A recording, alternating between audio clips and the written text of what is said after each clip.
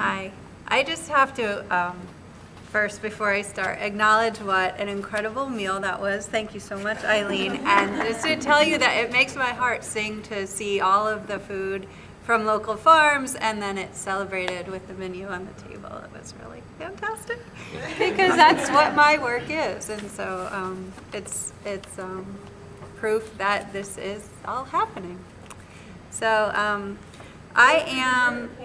Sorry?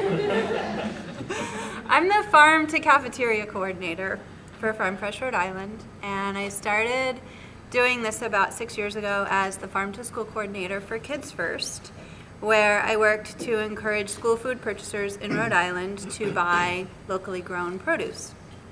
And with a chef team at Kids First, we provided technical assistance to purchasers of school food as well as the farmers who were looking to grow food for them or could benefit from the potential market, and also the distributors in the state that served them. Because we're managed by Sodexo, Aramark, and Chartwell's school food service companies in Rhode Island, we work with distributors. And that really proved to be one of the keys to opening up the market for Rhode Island farmers with schools.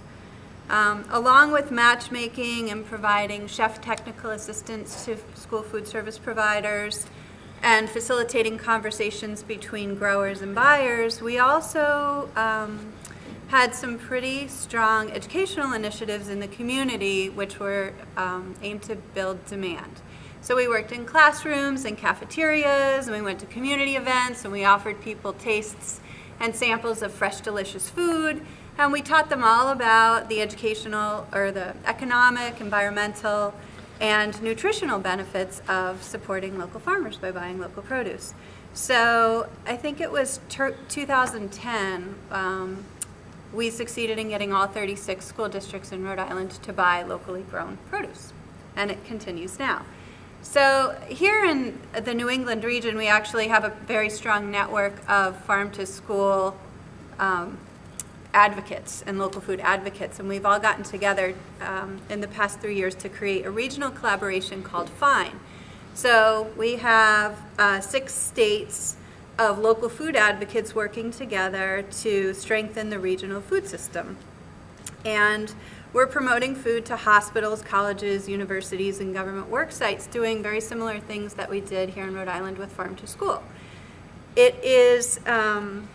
It's done in a few ways. We have a few projects going on that involve pilots with produce processing, light processing and freezing, distribution of produce, as well as beef. And here in Rhode Island, I've been working with the hospitals. Actually, Eileen has taught me a lot. She's one of the first people I talked to, and she taught me a lot about what the barriers were for her to start buying locally produced food and locally grown food. And we started taking some small steps to overcome that, working with Healthcare Without Harm and Healthy Hospital Environments. I have been involved in the Sustainable Seafood Pilot, which really got started because we found a producer who was willing to identify a product that was affordable and appropriate for institutional food service. And that's how things really worked with Farm to School and how they're starting to take off with hospitals and colleges. Small fruit, hand fruit, or small potatoes that don't need a lot of processing are the sort of things that we started with to build demand in schools, things that didn't need a lot of labor. And here in Rhode Island, we're hoping that we might be able to start a pilot with some hospitals with lightly processed or frozen produce to open that market up for Rhode Island.